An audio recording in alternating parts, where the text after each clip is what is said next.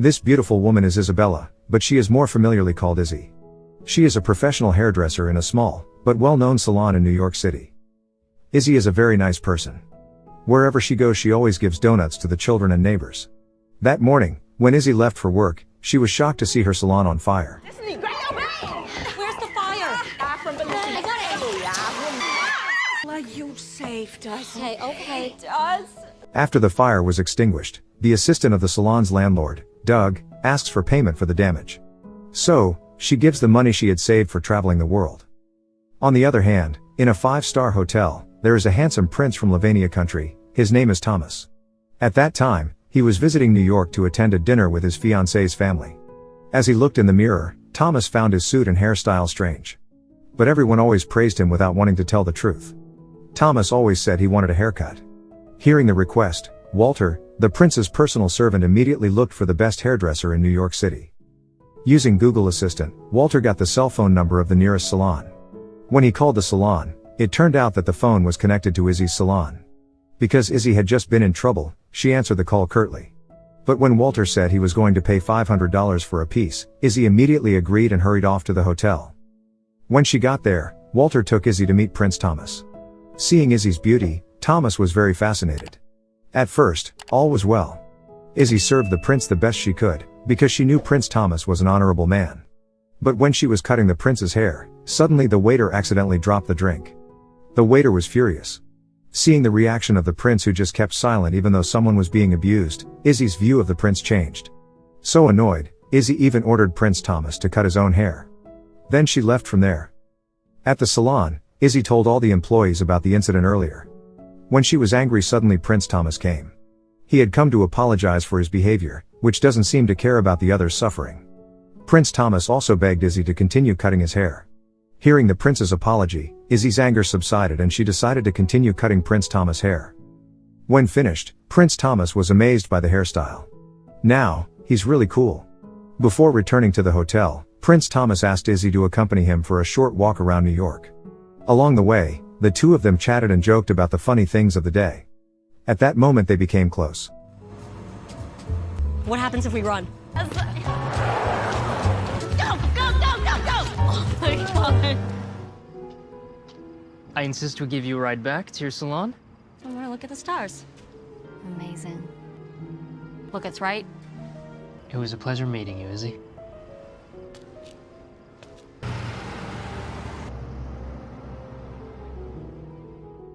The next day, Prince Thomas goes to Lauren's house.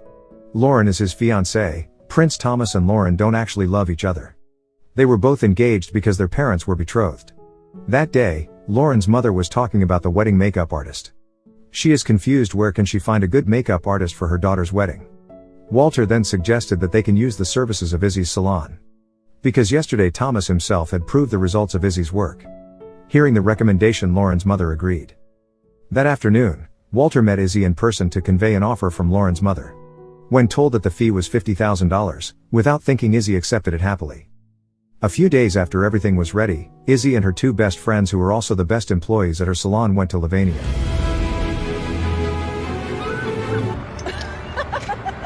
It's a castle!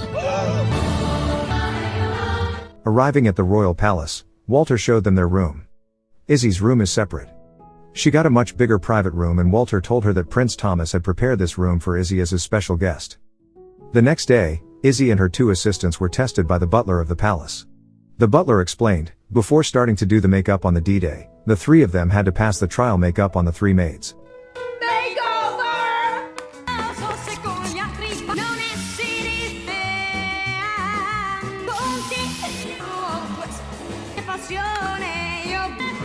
Finished. However, only Izzy had good results and passed the test, while her two friends did not pass. They are required to attend training until they are deemed worthy of dressing up for the royal wedding. Because she was tired of waiting, Izzy chose to go around enjoying the beauty of Lavania. In the middle of the road, she accidentally entered a small village across the tracks. The people there looks poor and much different from the conditions around the palace. In the afternoon, when they got home, Prince Thomas and Lauren met Izzy at the gate, who was giving donuts for all maids. Prince Thomas then introduced Izzy to Lauren. Not only Thomas, even Lauren, who is a girl, is amazed by Izzy's cheerfulness and kindness. In the evening, Walter reported that he had seen Izzy leaving the palace alone. Worried, Prince Thomas hurried to change clothes and then followed Izzy. When they met, Prince Thomas said that he would accompany her. Izzy was also honored because the prince wanted to accompany her for a walk. When Izzy asked him to go to the village across the tracks, Prince Thomas looked terrified. Since childhood he was forbidden to go there because the area was dangerous.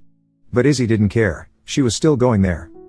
Even though it was late, when they arrived, it turned out that the situation there was far from what Prince Thomas had imagined.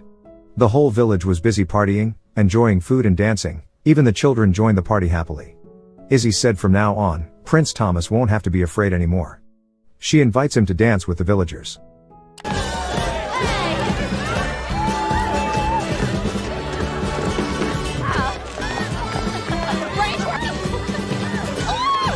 Finished dancing, Izzy was invited by a girl to see the conditions in her school.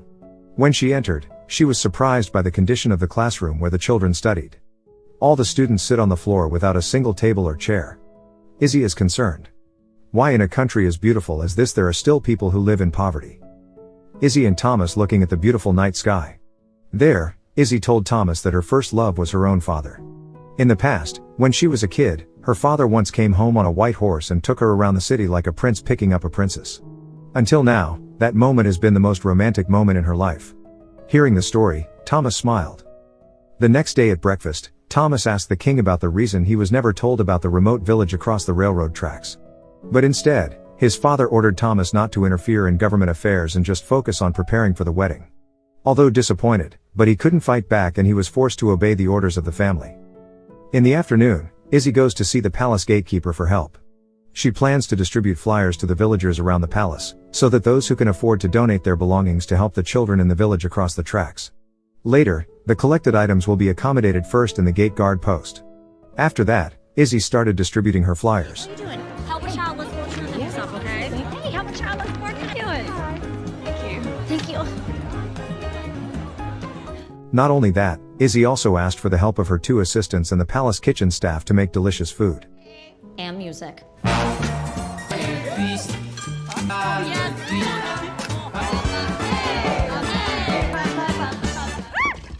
The next day, Izzy was surprised to see so many donations given by people. Not long after Thomas came, Izzy told him the plan. Thomas was even more amazed by her. He also wanted to donate some items that were still fit for use from the palace warehouse. On the other hand, while trying on a wedding dress, Lauren's mother accidentally catches Izzy and Thomas. Suspecting that they have a special relationship, Lauren's mother begins to follow them. After loading everything into the car, Izzy and Thomas set off for the village across the tracks. When they arrived, they were immediately greeted by dozens of school children. Izzy started distributing the items. Seeing the happy faces of the children, Thomas was happy. A lifetime to be a crowned prince, this is the first time he felt the warmth, when he saw his people happy. But in the midst of joy, from a distance, Lauren's mother, who did not accept her future son-in-law being taken away, secretly took a photo of the 2 of them. The next morning, the king looks shocked when he reads the news in the newspaper. In the news, it is written that Izzy is an evil seductress who wants to destroy Prince Thomas' marriage. Suddenly, Lauren's parents came furious, then they ordered Izzy to be fired right away. In the afternoon, after reading the news, Thomas panicked and hurriedly looked for Izzy throughout the palace. But he couldn't find her anywhere. When went out, he is surprised why Izzy put her things in the car. No matter how hard Thomas pleaded, Izzy still had to go because she didn't want this slander to ruin Thomas's marriage.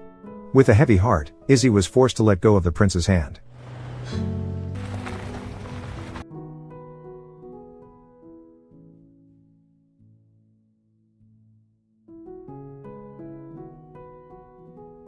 After Izzy left, Thomas realized that he had fallen in love with her.